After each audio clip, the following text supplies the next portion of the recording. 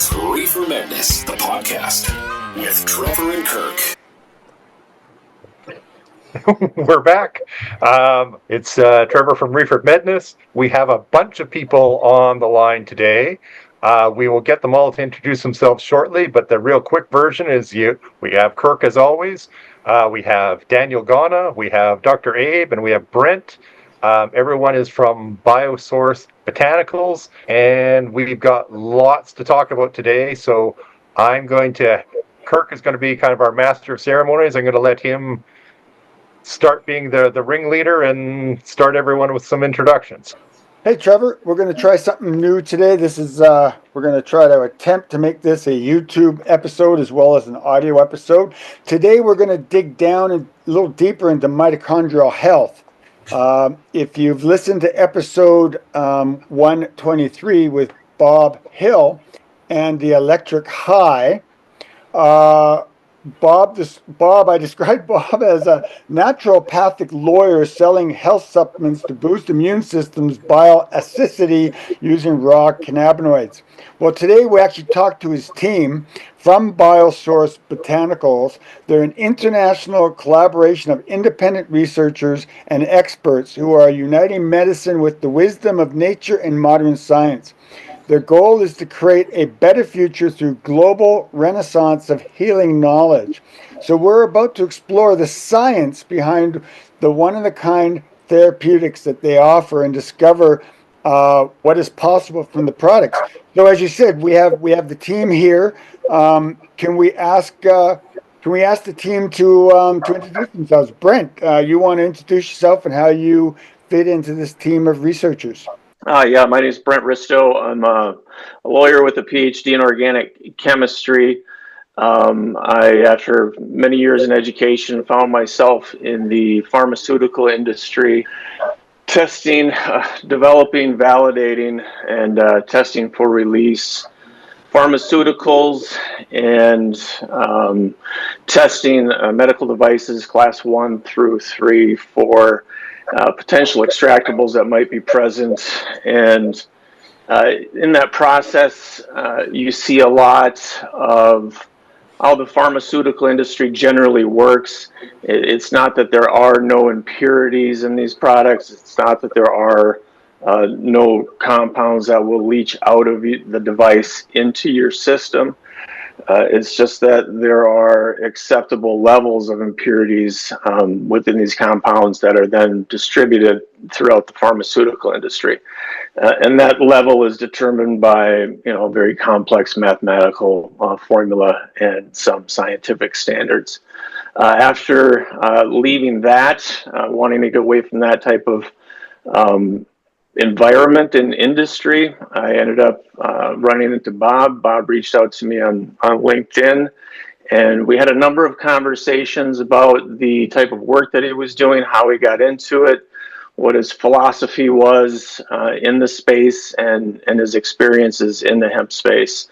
And it was really just kind of an inflection point for me on perception of overall health, and I've been working with Bob very closely since to try to help develop the robust science around these types of products and this space within the market.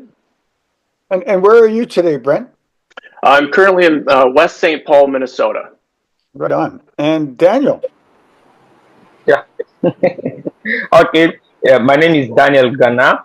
I am a pharmaceutical microbiologist. I do most of my research on plant medicine, trying to test out the antimicrobial activities against several diseases, such as diseases such as tuberculosis and all. BioSource Botanicals and Bob in 2020 when he was talking about the benefits of CBG. And at that particular time, the industry was quite new to CBG.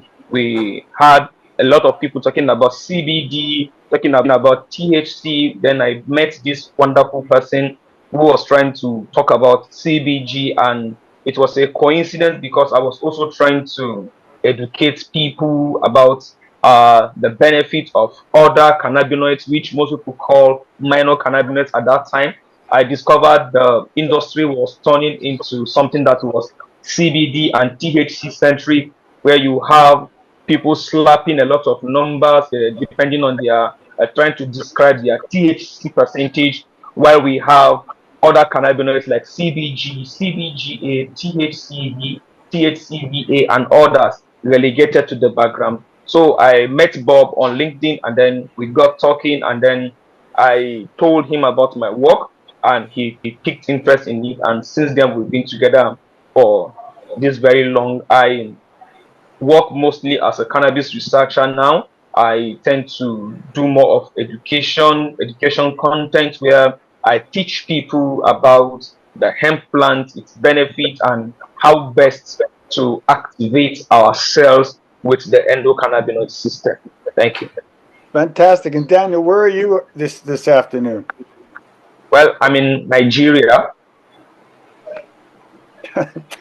Okay. Good evening.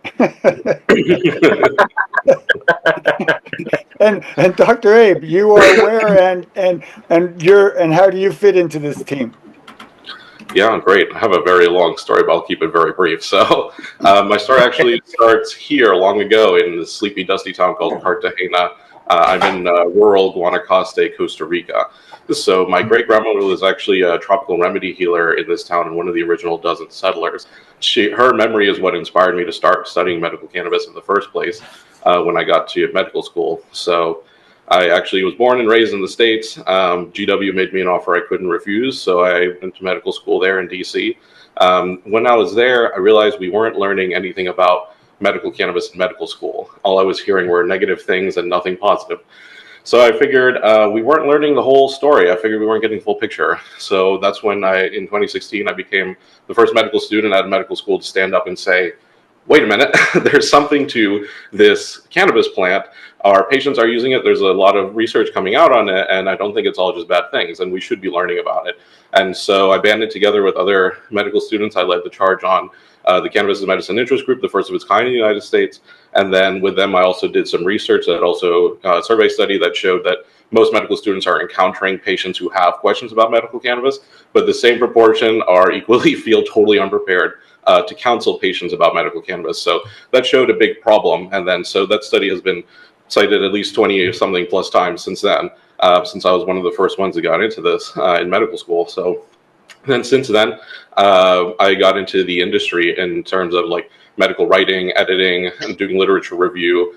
And so when I first got, I actually went to residency. My first residency program, I became a disproportionate racial victim of the war on drugs. I was not allowed to start my program over an initial positive UDS, so pre-employment, even though they, I went and got another retest that was negative. They refused me to start working there, even though other residents told me that other residents test positive for this stuff all the time, and it's no problem because it was in Colorado.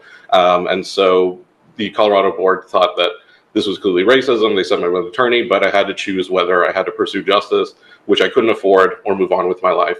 So I eventually moved on to a better residency program in Seattle, Washington, Swedish family medicine. And then but unfortunately, this was at the start of the pandemic. So I moved into Seattle in mid-2020. And then 6 months later in December, I've caught severe COVID from an ICU patient that I was caring for. And so if you see me a little bit short of breath today, it's because I am actually still recovering. It's been about 4 years now, or 3.5 years of long COVID. Sorry, it was 2020, so yeah, over 4 years with long COVID. And I'm still having some vocal cord dysfunction, but as long as I'm seated, I'm fine, no problem. But this did force me out of my residency program, which was very unfortunate because it's everything I've fought for my entire life. But since then, I continued my work in the medical cannabis industry with my disability. It enabled me to find work that is meaningful to me, also something that was already in my repertoire. And, since then, since I moved on from residency, I went on to educate millions of people around the world. I have over 1.5 million reads on Bear alone, where I head up our medical review and our medical education based on like everything on our blog. I've written ebooks for them, courses for them that train the other Bear doctors too.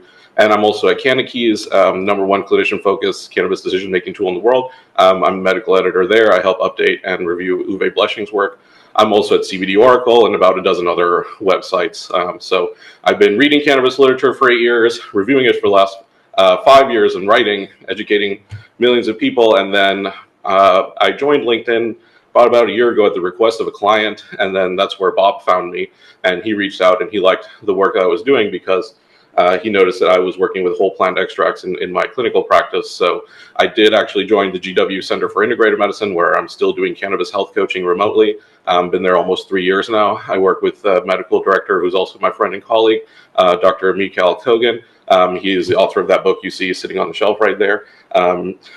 And so he, he inspired me to start. Sorry, he gave me the materials to start learning about cannabis in medical school, and now it's great to be his right-hand cannabis guy. So I do split my time between research writing and clinical work. I see patients at the Center for Integrative Medicine on Tuesdays and Thursdays, and then I do medical writing and research the other 3 days of the week.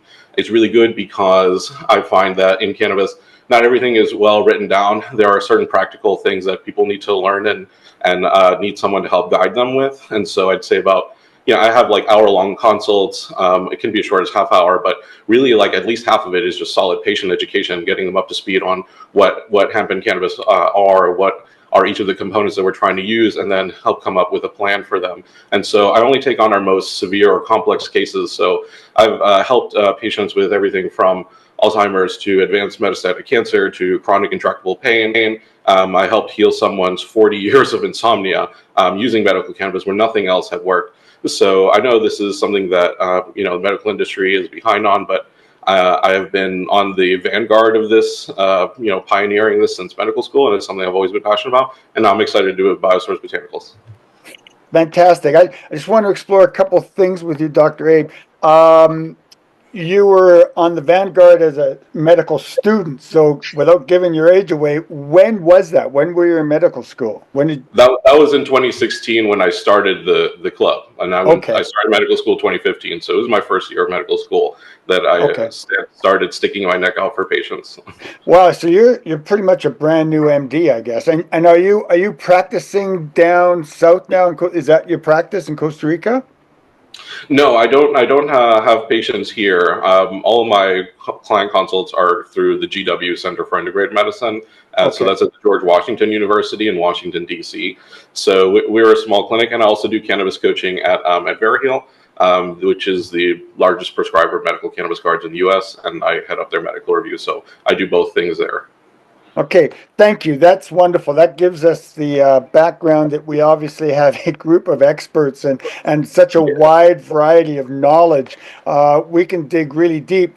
The focus of this episode was going to be mitochondrial health. Before we get into the mitochondrial health, is there anything else you want to add to that comment? Because the understanding was we're going to take Bob's episode and stretch it and get down to the science of it. Is that sort of where you guys are at too? We're going to go into mitochondrial health? Yeah, consensus? Okay. So who would like to start about the mitochondria? I've done a lot of reading, and I got to compliment Bob. And we also had another episode from Hunter Lamb in episode 128. He also got into mitochondria. So that all three of these episodes are going to blend together. So who wants to talk about the mitochondria and tell us how cannabis is related to that? Okay, I think I'll go first. Okay.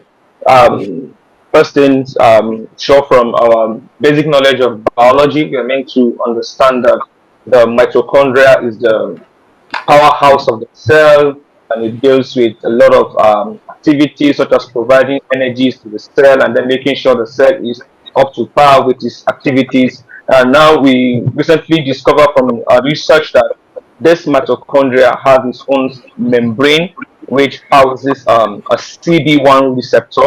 And this CB1 receptor is responsible for, as we all know, modulating a lot of activities and then sending out and receiving signals for a lot of activities, one of which is talking about the vacuuming of free radicals, and then also talking about oxidation, trying to keep the cells free from oxidation and then helping them metabolize and then produce the energy needed by the cell.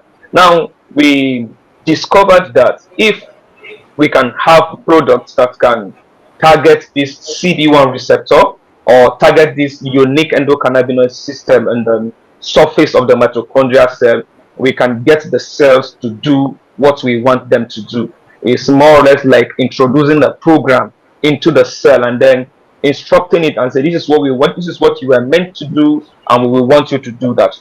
So we discovered that the best way to do this is to actually have our whole plant compounds. When we talk about whole plant compounds, we're not talking about just a product with a few cannabinoids, maybe like CBD, THC, and then a few. We're talking about preserving the plant in its entirety. That's what BioSource of Botanicals is all about. We're talking about the active spectrum extract, where we try to preserve the plant in its entirety. And one unique thing about this and why it activates the mitochondria is because we discovered that having the plant in its entirety, having them in their unique and natural ratio, in the way nature intended them to be, we can have them delivered to the endocannabinoid system at the mitochondrial level. Now, by having the cannabinoids, the terpenes, and then the flavonoids forming a symphony, coming together to form a synergy, we can guide the right substances that go to the mitochondria and then activate it. And by activating it, instructing it to carry out its designed role. And by so doing, we tend to have healthier cells. By so doing, we tend to have cells that are free from free radicals, and then cells that are up and doing, and then making sure that they are doing what they ought to do. So that's basically a summary of our work on mitochondrial health. We've heard a lot about the entourage effect, different cannabinoids and terpenoids working together.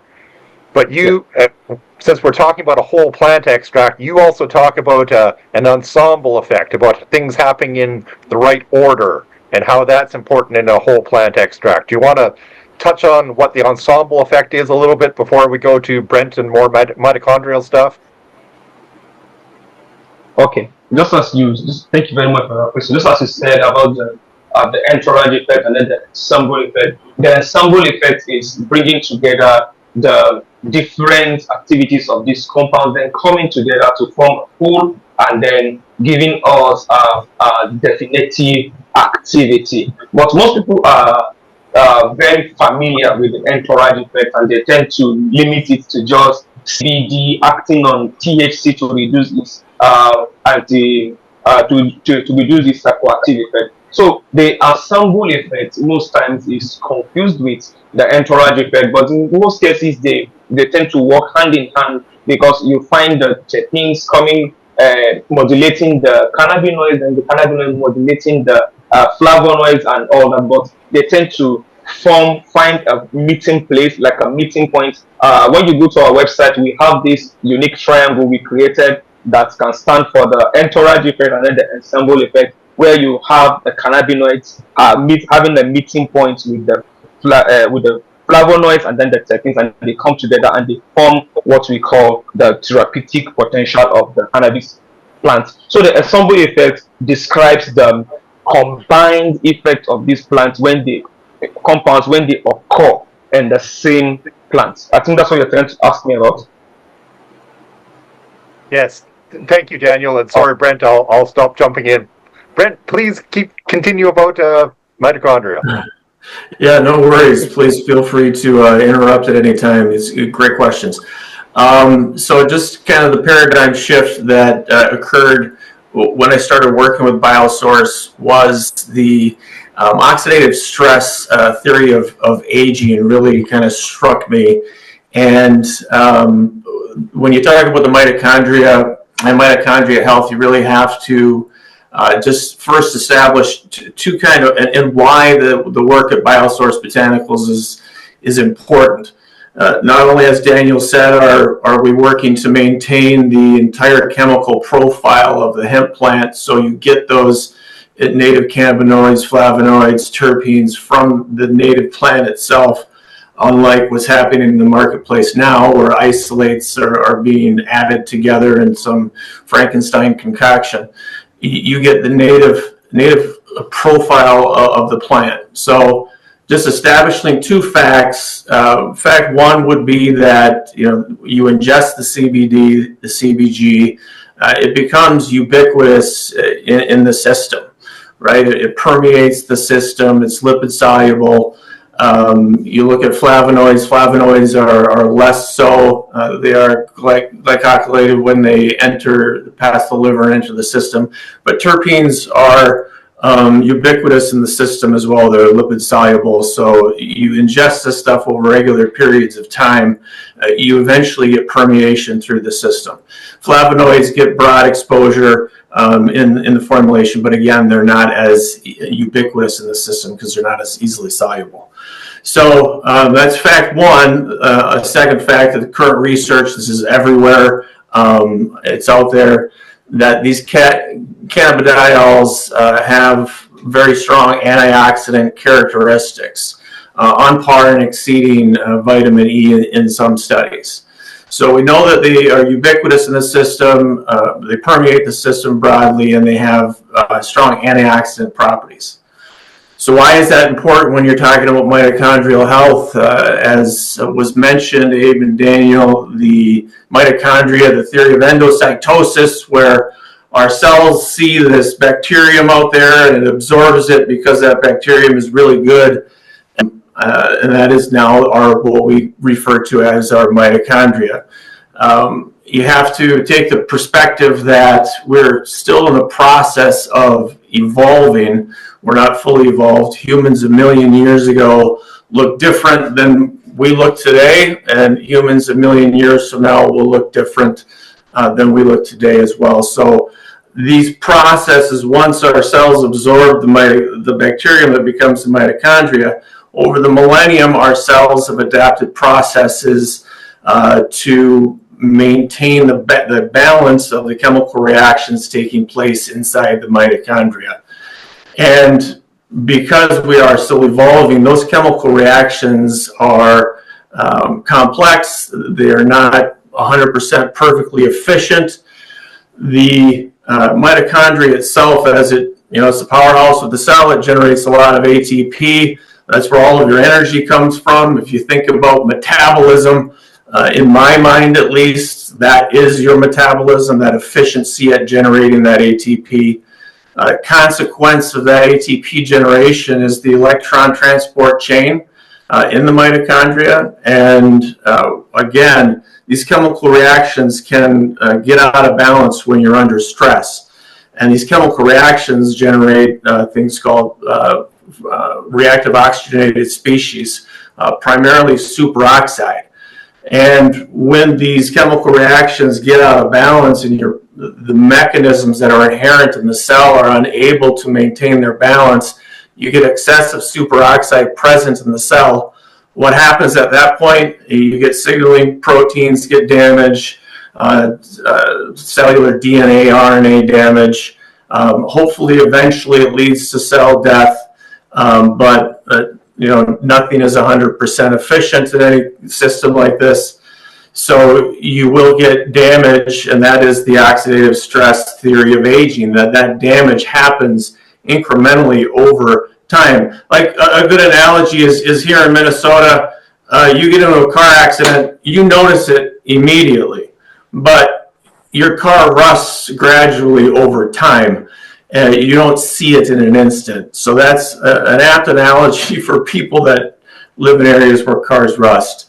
That oxidative damage can build up when there is excess superoxide in the cellular system, causing that damage, causing arthritis, causing heart disease, causing a lot of cognitive decline.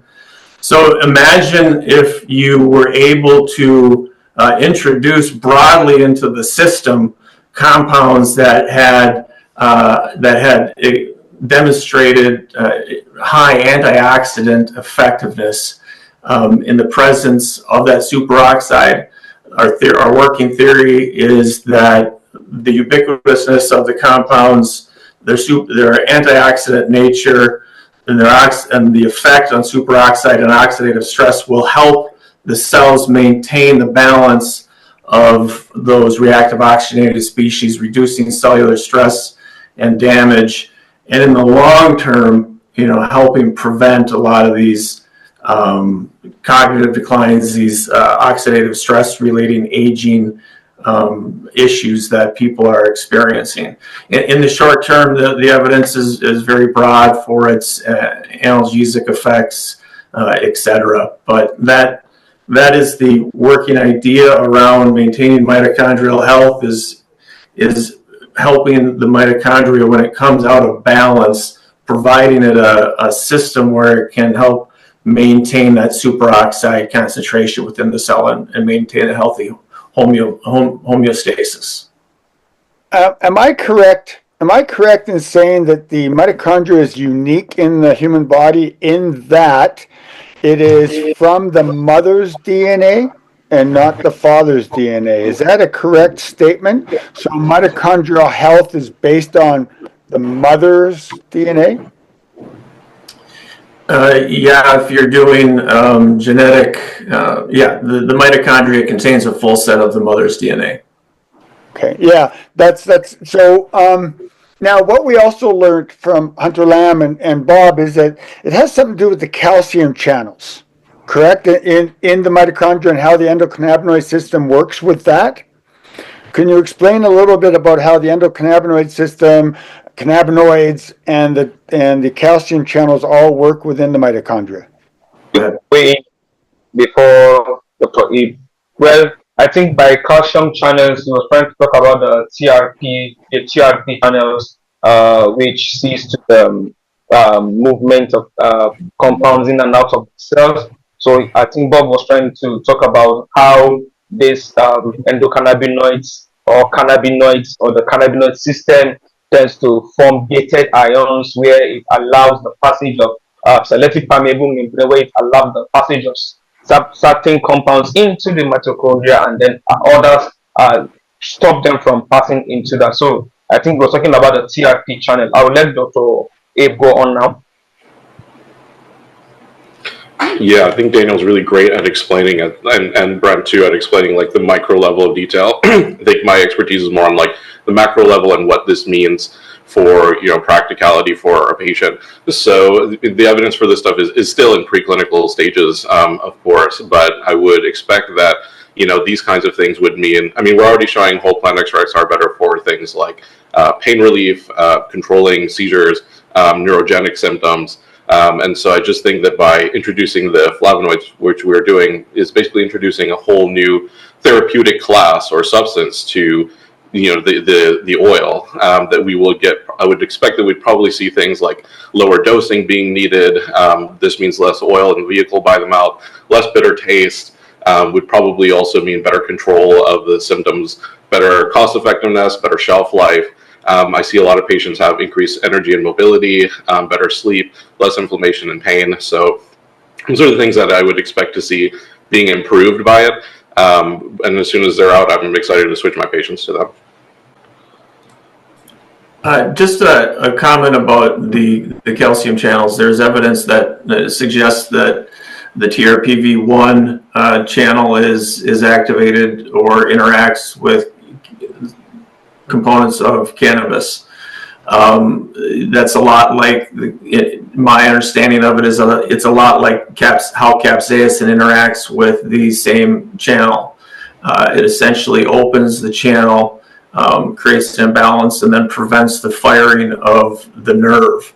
And that is really the result of the analgesic. That's what results in the analgesic effect of the CBD. So it opens ion channels and allows an imbalance there for them not to fire.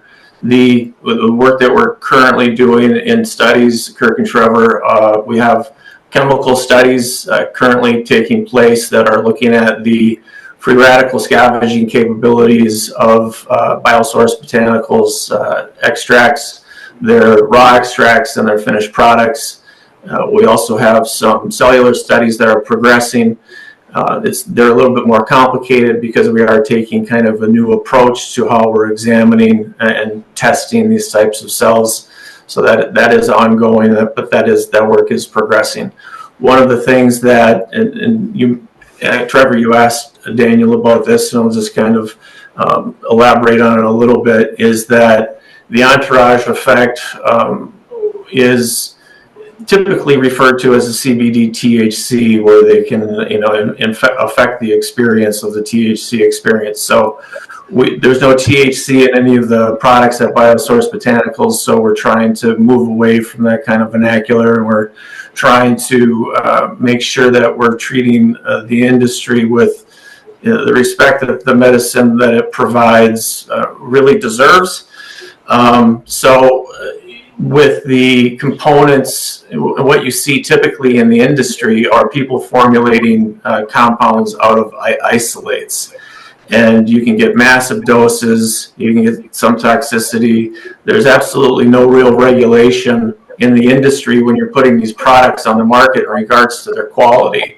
So you see people trying to do research with a lot of these products, and they are so inconsistent that it makes the research a lot more difficult.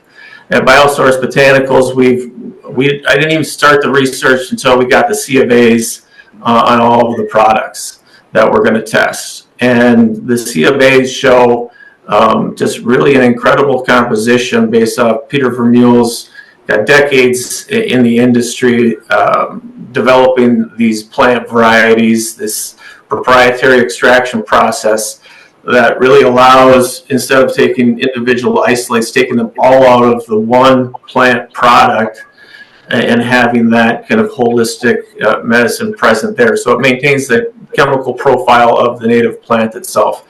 It does provide CBG, CBGA in just really incredible amounts. The C of A's are on the website, biosourcebotanicals.com. You can check those out. And flavonoids and terpenes all in the same tincture from the same source. So that's kind of when we talk about the entourage effect, these chemicals, this plant has been outside since the dawn of time, way before us, and it develops over the millennia these chemical processes to help defend itself and make sure that its processes are stable. They all work synergistically together. It only makes sense if you're being serious about botanicals to try to maintain the chemical profile of the plant itself instead of bastardizing it and stripping away and taking out a component. And then you have to go through all the industrial processing of that component. That industrial processing is just like what's happening in the pharmaceutical industry. There are residual solvents, there are impurities that will be present. It is moving away from really maintaining the native health of the plant and allowing those cannabinoids, those terpenes, those flavonoids to work synergistically together. And it's just bastardizing it, and it's creating a worse product than what I believe is at BioSource Botanicals. This is a great segue, because what I've been wrestling with, and I've tried to do the research, and I just can't find it to satisfy my brain. But yeah, that's the critical component of BioSource Botanicals, is that your products are raw cannabis. So heavily CBG-A, THC-A, CBD's A. So you've got these acid form molecules. Once they enter the body, do they convert within the body into and drop the acid? And like, how does an acid form THC molecule lodge into a CB1 receptor? Like, that's what I'm really wrestling with. Can you explain the science behind that? I'll do that. Well, that's quite an interesting question. You see, most people are quite confused when it comes to the acid forms of the plant because most of them are stable.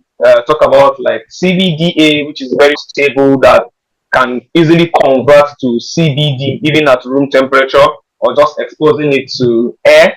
But that's not the case in their metabolism. You'll find out that in their metabolism, they tend to follow a completely different route, that they don't get converted to or drop the acid when they are in the body, but they are treated like a completely different compound in the body.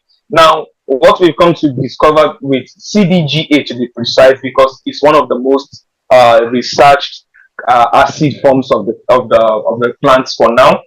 Then the second should be CBDA, then followed by THCA, which is quite not really researched that much. Now, what I discovered is that CBGA, once it gets into the body, has an advantage over CBG because it carries an extra carboxylic group, that's the COOH group, which assists it in interacting differently with receptors. One thing we come to understand is that this acidic form of the compound interacts or binds to the receptors differently. And that means they appear or they reach the receptor as a completely different compound. That is why they tend to have a different effect entirely. You'll find CBDA having 1,000 times more effectiveness at binding to receptors and then reducing nausea and vomiting compared to CBD. So they don't convert to their neutral form or drop the acid. But this acid plays a critical role in how they interact with the binding pockets because at the receptor level we have the binding site and then we have the binding pocket. Now the binding pocket is what will determine the effect that will be produced. That's why you have CB1, you have delta 8 and delta 9, delta 8 and delta 9 binding to CB1 but producing different effects because they are interacting differently with different pockets. That's why you have CBG and CBGA interacting differently with this receptor. So no, they don't convert to the neutral form or drop the acidic form. But that acidic group gives them an edge over their neutral counterparts. Yeah, I just wanted to kind of parlay off of that. I mean, if you look at how the cell itself functions, it might make sense that the acidic version might be more functional within the cell. When you see drugs, think of multi-drug resistance, you see drugs enter the body, things enter the cell and they get oxidized. They get oxidized by cellular enzymes to have hydroxyls and carboxyl groups, acid groups on them, so they can be more water soluble. That is the state that the cell wants these things in, because then it is more easily manipulated for the cell. It's just easier for the cell to deal with. That's what the cell wants. To Daniel's point, and thank you for the excellent summary, Daniel. On the spot a little bit, clinically, have you noticed differences when you treat patients with what I assume right now you have been doing a lot of, using extracts, THC extracts, CBD extracts. Have you noticed any differences between that and whole plant extracts or extracts with the acid form? Like clinically, have you noticed any of that yet, or is that still sort of to come?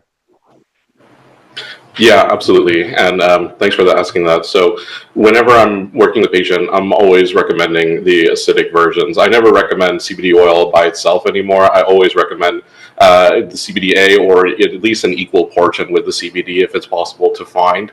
But I've definitely, I have patients, when patients come to me, they generally are grasping at straws. They're very desperate because usually I meet people who've been to all kinds of specialists, pain specialists, neurologists, all kinds of things before they are like, okay, well, maybe I'll try this cannabis thing. And they come to me, and sometimes they've been on, 25, 50, 100 milligrams of CBD isolate that somebody else, suggested, and they had no idea. So they just chose the cheapest product, which is a CBD isolate. And it had maybe had some effect for them, but not ideal, or maybe it had no effect. And then when I switch them to whole plant extracts, I do always try to choose the raw acidic cannabinoids first, and then they're surprised that I want to start them on. I always do a self-titrated approach week by week. I have them increase the dose because I want to find the smallest possible dose that's going to help them in the long term without causing side effects.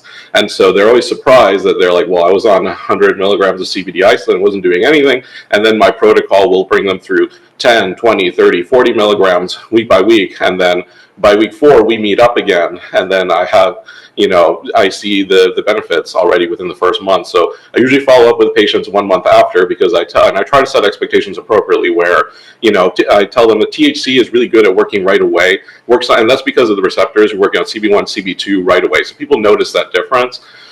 With CBD and CBG, you're working on 65 other molecular targets in the background, and these are things like serotonin receptors, dopamine receptors, GPR55, TNF-alpha, tons of other receptors that I tell them are mostly important for involving mood and pain processing. And those receptors are generally slow to change. And so, in the same vein that you would, tell a patient to expect 4 to 6 weeks of trying an antidepressant before they judge whether or not it's working for them, I tell them it's kind of pretty much the same with CBD. You got to give it at least a good trial of at least 4 to 6 weeks. I expect you to see some benefit within the first few weeks or the first month, and then once we find your what I call your therapeutic dose, that's when you'll see maximal benefits 1 to 3 months out using that dose. And that's what I see. And my job is to heal people, make them healthy. It's not to keep them coming back. I have to put myself out of business because I have to teach patients how to drive the cannabis boat for themselves, like how to actually listen to your body, what you want to be dosing, when, how much, and how often. And then once I see that they're comfortable with this plan, I'll see them, maybe once a month. And then depending on if it's a really bad chronic issue, I might see them in 3 months or 6 months, but I at least see them in a year when it's time for their cannabis card renewal. Or I'll just read in their notes that they're just doing better from, their other providers. And I, like yesterday, I helped somebody get 90-95% better on their cervicalgia, bilateral nerve pain, burning down both arms. And it was a combination of CBD, CBDA, CBG. And they were already seeing tons of pain specialists at West Virginia University Medical Center. They had all kinds, they're in a pain clinic. They had tried everything else before they come to me. And this is usually what I see. People are usually pretty desperate and they're pretty surprised at the results that they get. And so, yeah, with whole plant products, I see much less need for dosing than with isolates, where I would see hundreds of milligrams. I get people down to reasonably, less than 50 milligrams. I'd say people usually do better on less than 50 milligrams twice daily, rather, I mean. And then, so I just, expect that when we introduce a whole new class of therapeutic substances like flavonoids to it, I would only expect that the efficacy would improve. And so hopefully we could even get that dosing down. It also means better taste for the patients, better cost effectiveness. These are things that matter to people. Cannabis is expensive, and so people want their medicine to go far. So I think with whole plant products, it's going to go farther than you do with the isolates, even though they're kind of cheaper and more available. But it's just going to be better for their health, and that's, in the end, the bottom line, that's what people really want. I was just going to say, Dr. Abe, what is your typical patient? What type of, how do you help them to wellness? What? Yeah, great point. My typical patient is pretty desperate. They are pretty, they have seen other specialists, like I mentioned. They have tried lots of other medications. My best example is an 82-year-old patient with 40 years of insomnia. Nothing else had worked for them. They've tried everything under the sun. And when people come to me, oftentimes they're understandably skeptical because they've tried everything. So, of course, they're probably like, well, this probably isn't going to work. And then I educate them on why it's going to work, and that I have helped lots of people in their position, and then they're surprised when we do, and I really enjoy it. But my approach is generally always I'd say half my visit is just solid patient education. Most of my patients know absolutely nothing about it. I would also say most of my patients are middle-aged or older, and they preferably don't want to get high. Not necessarily for religious reason, or political reason, like some people might thinking. Really for practical reasons. They want to be present with their family. They want to be able to take care of their dogs or their children or their parents in case of an emergency. They need to work. They need to drive. They need to go grocery shopping. They can't be high all the time. And so what's really good is that with whole plant hemp extracts, you don't have to be, but you can still get the relief that you need to be able to function, clean your house, move across the country, do things that you previously weren't able to do. And I help people do those things. And it's part of the beauty of my work, and why I really enjoy it. And then it also informs my research writing, and my research writing informs my clinical work. So it's a really great blend, because when you're in a new field like this and you're on the forefront, you kind of need both to make progress with people and really understand what you're doing and what people actually want and what's important to them. So you said pain, insomnia. Are there any other types? Is it primarily people with long-term pain and insomnia, or do you have people who are nauseated? I mean, we know that cannabis the Western world does recognize cannabis for its insomnia, helping with insomnia. It helps people with nausea from cancer treatments, and some clinicians are looking at it to help with pain. So your classic patient is insomnia pain? Insomnia, pain, and metastatic cancer. So the pain can be from several things. Could be, post-accident. I see a lot of metastatic cancer patients or patients with like metastatic breast cancer, prostate cancer, lung cancer, things like that. And so they do often need help with their pain, but also their nausea, also their appetite, also their sleep, also their energy levels, mood, their anxiety, their depression. And so the patients will ask me if this is going to help with those things as well. And so I reassure them that yes, and that's because of the 65 molecular targets that I talked about, using the other parts of the hemp plant rather than just THC, which activates CB1 and CB2, and they really should probably just be called THC receptors because nothing else is really working that well on them. And I also do a lot of work with terpenes as well. So I make sure that they have the right terpene blend and profile. I explain through what terpenes are, what each of them are doing, and then which ones I think they should be looking for in their products. This is great. This just, again, naturally turns me to my next question is, in our research with cannabinoids and mitochondria, there is some talk about cannabis actually killing cells and shrinking cells and helping people who have cancer. So is that, and is that again to mitochondrial health? Is that, can you explain that? Okay, talking about cannabis and the mitochondrial health and cancer, you see, the major thing is what message is that particular cannabinoid sending to the CB1 receptor on the surface of the mitochondrial cell. Now, if this mitochondria is found within the cancer cell, which we've been able to write something about in one of in Bloom magazine, it should be coming out soon enough. Maybe by February we should have that out in print, and you can give that a read. We discovered that cancer cells tend to hijack the endocannabinoid system, and then they use the CB1 receptor to their advantage, in the sense that they use it to grow bigger and then metastasize, then move from one place to the other, tend to spread all over the place. Now, when we introduce cannabinoid medicine, what it does is it regulates this activity and then brings it back to normal. Now, it recognizes that this CB1 receptor is sending the wrong signals to these cells, causing them to grow and then enlarge and then spread all over the place. And then what it does is it begins to work with the ion channels we spoke about the last, and that's the calcium and then the potassium gated ion channels, and then it begins to shrink down these cells. Now, when it finds a mitochondria not working, or that is working outside the normalcy of what it's supposed to do, it begins to shrink down the cells. But when it finds a mitochondria not working the way it's ought to do, it tends to give it that particular boost it needs. So I usually describe these cannabinoids and endocannabinoids as a law enforcement agent who comes to the crime scene and then is quickly able to identify the criminals and then lock them up, and then identify the good guys and then empower them. So that's basically what happens. So yes, when it shrinks cells in terms of the cancer cells, it's part of mitochondrial activation. And then when it helps this mitochondria to reduce the production of these free radicals and then other things, and then making the cell free from free radicals and others, is also part of mitochondrial cells. So it depends on what the cell is actively doing before the cannabinoids were introduced. I hope I answered your question. Okay.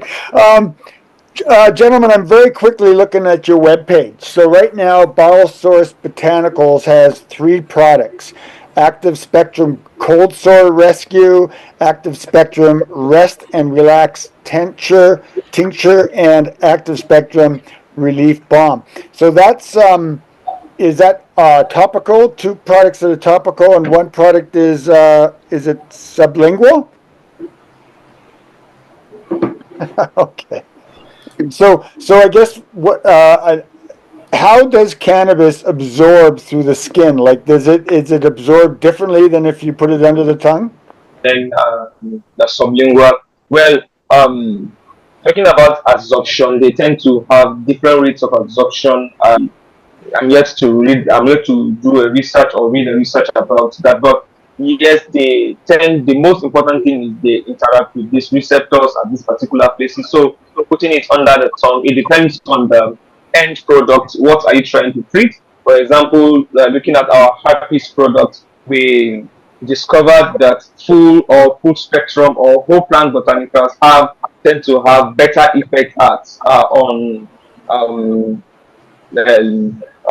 herpes and then other topicals. So we try to formulate a compound or a product which can be applied to skin to help get rid of blisters or cold sores. Then talking about systemic herpes, we are still waiting on more data for research to find the possible application for that and then to explain what really happens when you take our product under the tongue, how it acts on these particular cells. But we are very sure it's the absorption on the skin tends to be different, and then I can't really tell you the numbers now, but I know it's different from absorption under the tongue, but one is a bit faster. I can't really give you the numbers now. So sorry about it, and I didn't get most of the questions.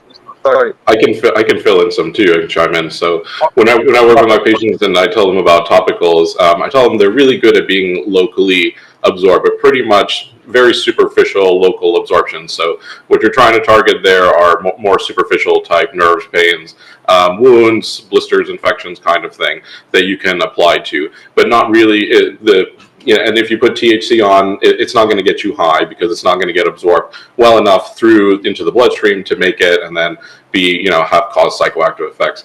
And the thing that I tell people about tinctures, and tinctures are definitely the number one form of cannabis product that I recommend for bioavailability and also avoiding airway effects. So, because so I'll just give you the spiel I give my patients. So when we eat cannabis or cannabis products, we're really only getting 6 to 19% at best of the cannabinoids absorbed through the gut, because we're subjecting it to a very harsh digestive process where the stomach acids are breaking up all of this nice, delicate acids, terpenes, things like that, and so you're left with very little to be absorbed through the rest of the body. So I never recommend edibles, or basically edibles are candy. I don't like recommending candy either.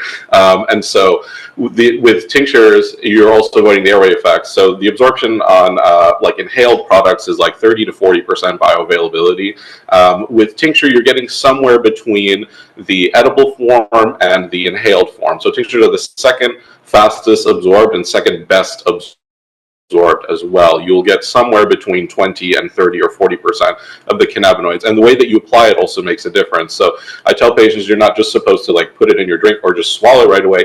It's sublingual. So the idea is that you're going to shake the bottle, you're going to measure the amount I'm going to tell you week by week, and then you're going to want to drop it under your tongue, and you're going to want to hold it there for at least 1 or 2 minutes. It doesn't have to be longer, but the idea is that you're giving some time for the cannabinoids to be absorbed through those very thin membranes in the mouth. And then I instruct the patient to, when after like 2 minutes, you're going to want to swish and swallow, because the more contact you make with the inside of the mouth, the more that's also going to stay there, be absorbed, etc. And then so very little you're going to end up swallowing and getting that tiny bit left. But most of it we want to get absorbed through the mouth. You will have, you'll have 20 to 30% of the cannabinoids absorbed and distributing within the first 15 minutes. Versus if you were to eat the cannabis edible, you will have to wait, at least 60 to 90 minutes, at best 30 if you had a nanoparticle formulation.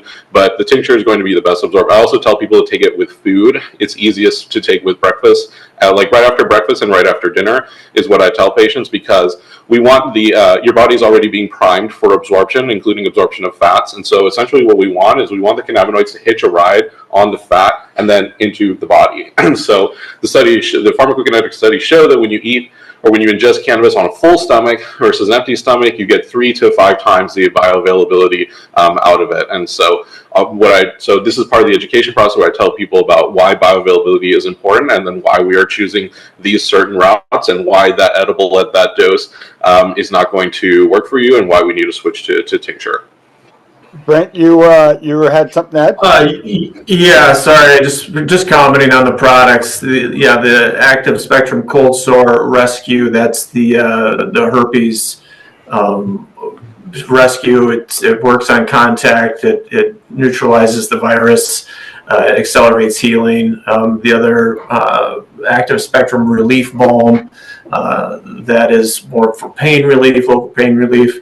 with these products just coming on the market, we do have obvious anecdotal evidence with people using them with great success. Abe's had some experience using them with some patients with great success. We're just trying to also, go through the rigorous process of providing some scientific evidence to back up everything that we're saying, and hopefully kind of provide some direction for the industry in really maintaining quality of the products, because right now it is so unregulated. Here in Minnesota, it's just absolute chaos currently, and hopefully they'll get that straightened out. But we're going through the rigorous scientific process of demonstrating the quality and effectiveness of these products, and hopefully the industry will see that and follow suit. That's hopefully the direction that it's going to move. People, not to talk about an industry that might not be totally relevant, but cigarettes are tested per batch, right? Pharmaceuticals, medical devices obviously are. Even cigarettes are tested before they go out into the marketplace. Just having some kind of availability for the cannabis industry to be able to test the quality of these on a regular basis would be, I think, an ideal direction for the industry to move in regards to self-regulation. Right, and that's one thing I really like about working with BioSource Botanicals is that is their entire mindset. They want to deliver the highest quality, highest effectiveness products into the market. Wonderful. I've sort of ticked off my boxes of questions. Sort of moving to the end here, is any questions we did not ask you that you expected from us? Is there any knowledge you want to share that we didn't touch on?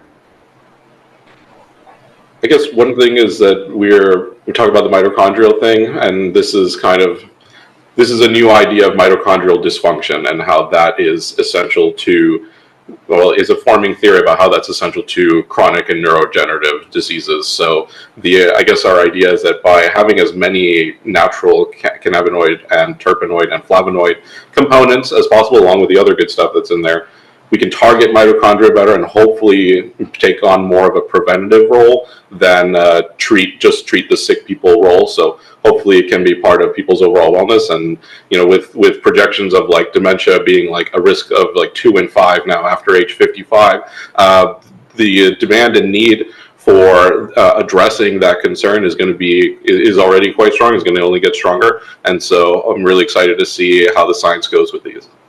I guess the one thing that, I was curious about was your guys' perception or perspective on market regulation, self-regulation, government regulation, anything like that, just to ensure quality and consistency. I want the consumer to be able to purchase whatever the consumer wants to purchase, whether it's scientific or recreational. It doesn't really matter to me, but just having some thought about quality in the marketplace. I was curious about your guys' perception on that. Well, we're healthcare professionals. We're exploring a medicine that is so foreign to our own intuition of knowledge. Trevor and I were taught that medicines, he often says one substance, one ailment, and cannabis is this huge thing. So quality, of course.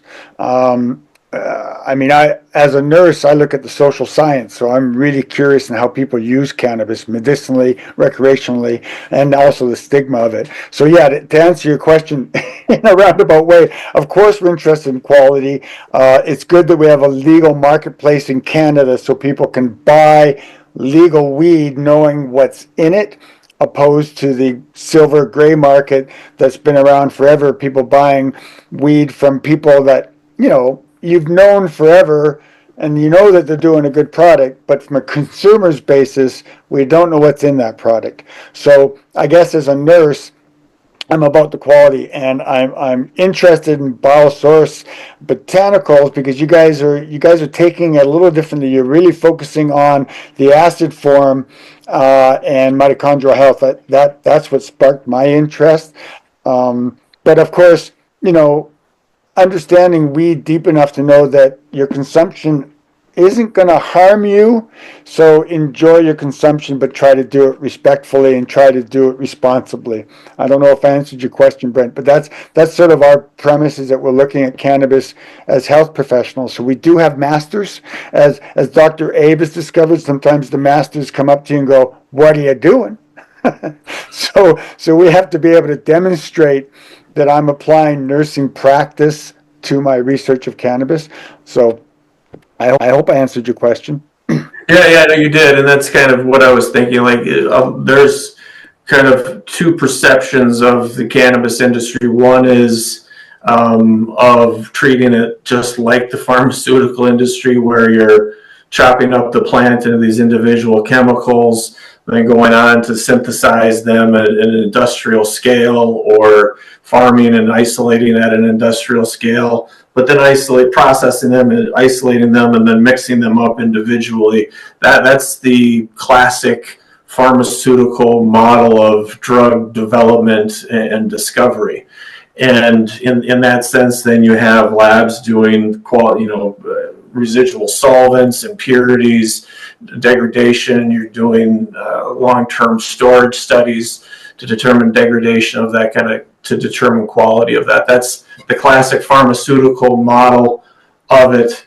And eventually, in my mind, the United States is going to move towards kind of like in Minnesota, you might have a lab that does testing. You send your product there, it gets tested, you get some certification, and you're allowed to then continue into the market.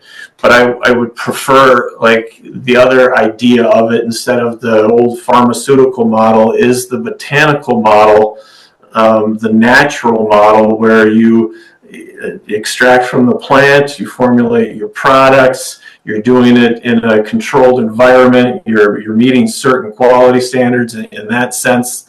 So you're mirroring the pharmaceutical industry in that sense. But then you send your products for testing and then you release. I mean, these are food products, these are natural compounds. That's what I would like to see. But myself, I wouldn't buy anything from a marketer of a CBD or cannabis product that didn't have a C of A or wasn't just openly disclosing their processes and methodologies. And that's why I really like what Bob has set up at BioSource Botanicals, because it's just fully open, disclosing all of that and really trying to be rigorous with the quality and research. But that's what I would like to see people do in the industry. But, the market will drive itself there eventually, I think. No, I agree with that. And we have interviewed Big Pharma, and it is fascinating to get deep down at how Big Pharma views cannabis. Because think about it. I mean, think about the poor doctor sitting there, and if you know a little bit about cannabis, or you know a lot about, you got a medicine, a raw form of a flower. Depending on where you pick the flower on the plant, depending on the soil the plant was built in, depending on the cultivar of the plant, you'll get these cannabinoids. Now, depending on when you harvest the plant, did you harvest the plant young? Did you harvest the plant old? So I can see how Western medicine goes, what are we doing with this plant medicine, right? Yeah, but it makes sense. Anybody who's ever drank a glass of wine knows that wine cultivated at different elevations and areas and soils have different things in them and taste different. That just is expected. Just think about water, tasting water in Victoria versus tasting water in Dauphin. The water we drink tastes differently. And I can remember being a young man growing up on the west coast of British Columbia with some of the best water in the world, apparently, right? And drinking it and learning that water tastes differently, going, well, how does water taste differently? and of course, you just have to travel the world to figure out the water tastes differently. So, no, it's a fascinating plant. And I, too, like the fact that you go on to the BioSource Botanical webpage and all your research is there. You're transparent in what you're providing. And that's why we're going to move people that way, our listeners, So yeah, I appreciate your question about our view of it, but also we're also out there asking recreational cannabis users what do they get from cannabis. So it's a fascinating plant. It truly is. Oh, yes, absolutely. I mean, working with BioSource Botanicals is honestly, like I said, I spent some time, about a decade in the pharmaceutical industry, and I was a graduate professor, a graduate researcher at UW Stout as a graduate faculty member. And that was always my mentality, that you can take these small molecules and chop up the plant and isolate a molecule, deliver it into the system, and get an effect. But when the pharmaceutical industry, you watch TV at night and you see all the disclaimers. You stick small molecules into a complex. The human body has trillions and trillions and trillions of chemical reactions taking place right now. That's an incredibly complex system. And you dump one single molecule into that system that is not native to it, and you will imbalance that system, and bad things happen. And they just want you to just be right above the threshold of acceptance of the bad stuff. And that's what they think of you out there in the pharmaceutical industry. It's tragic. Yeah, well, I always say doctors practice medicine, and if I have a slightly elevated blood pressure, I'll be put on to a pharmaceutical to control the blood pressure. But then clients don't realize that that pill comes with its own side effects. Yeah. So you may be controlling your blood pressure, but you might be affecting your ability to climb a mountain. So. Yeah. So it's the pharmaceutical injury. I mean, it saved my life with antibiotics. Thank you very much. But there are medicines out there that I don't know. I mean, I think I've come to understand that cannabis should be moved into a class 1 or 2 when it comes to pain management. I've seen and felt cannabis helping with pain. But the pharmaceutical company is not going to move forward until companies like yourselves come out with the research and evidence that it's working. Yeah, that's what's so difficult is, getting the funding for the research and getting the research done. It's incredibly difficult because it's almost like the snake oil salesman in the old West movies. The back of the wagon. That's kind of the industry right now. People are just chopping stuff up. Not that there's not good operators out there. I don't want to disparage an entire industry. There's obviously good operators, but you see a lot of the madness out there where people are just cobbling stuff together in the back of their wagon and trying to get you to ingest it, and it's dangerous. So that's what I like about BioSource, to exactly what you said there. That's not their mentality. They're spending a lot of time and effort. They built a high-quality team to get this research done and help drive these health products forward. Yeah, I've been on board of whole plant extracts well before I met Bob and the rest of the team. As I was doing all of my research writing, my medical reviewing at Very Hill Canakees and Oracle, I had found that the whole plant extract is the way to go. Isolates have such little activity, and so I started using that with my patients and just got much better results than when they tried that horrible gas station CBD or this isolate or this other stuff. And sometimes people just, it's also lack of education. People take it once, think it's supposed to give them immediate effects, and I tell them, no, you really got to do it twice daily for a couple reasons. Got to keep up with it, support your endocannabinoid system, change these receptors that are really resistant, really stubborn to change. It just have the CBD and the other cannabinoids build up in your system so that, over time you'll just feel better. And so it's a long-term thing. Some people ask me, am I going to be on this forever? And then I'm like, well, it depends on the condition you have. If you have a chronic condition, then it's probably going to be maintenance. If it was that you broke your arm and you just need a little more THC for a while, that's a totally different story. But it depends. You really got to understand where people are coming from and their preferences, and that's part of the beauty of my work. Daniel? Yeah. Well, I really don't have any questions for you. I just want the people to know that we are producing more and more information and educational content every week, and we want them to go to our website and then see what we are on to every week, see what new information we have for them. One good thing about whole plant botanicals is the fact that we believe the hemp plant has an energy. The hemp plant is coming with an energy, and we don't really want to break up that energy. We want to transfer that energy to the receptors, and then these receptors will transfer these energies to our cells, and then make sure everything works perfectly in our bodies. That's why we are promoting the acidic cannabinoids. They are better, they are more natural, and then it's almost impossible to have these manufactured in the laboratory. It's almost impossible to have the entirety, the unique combination of these plants, to have them manufactured in the laboratory. We don't want to play God with this plant.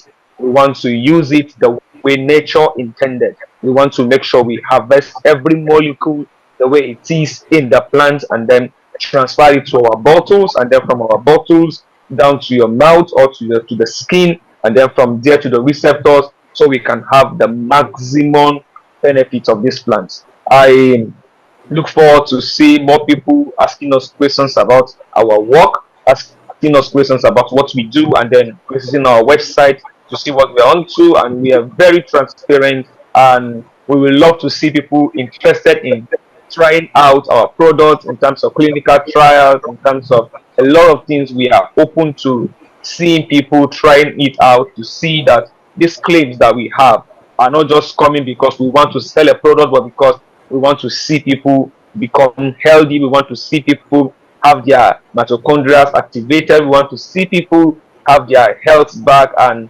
others. Thank you. Thank you very much, gentlemen. I appreciate meeting you all, and I hope to meet you in the future.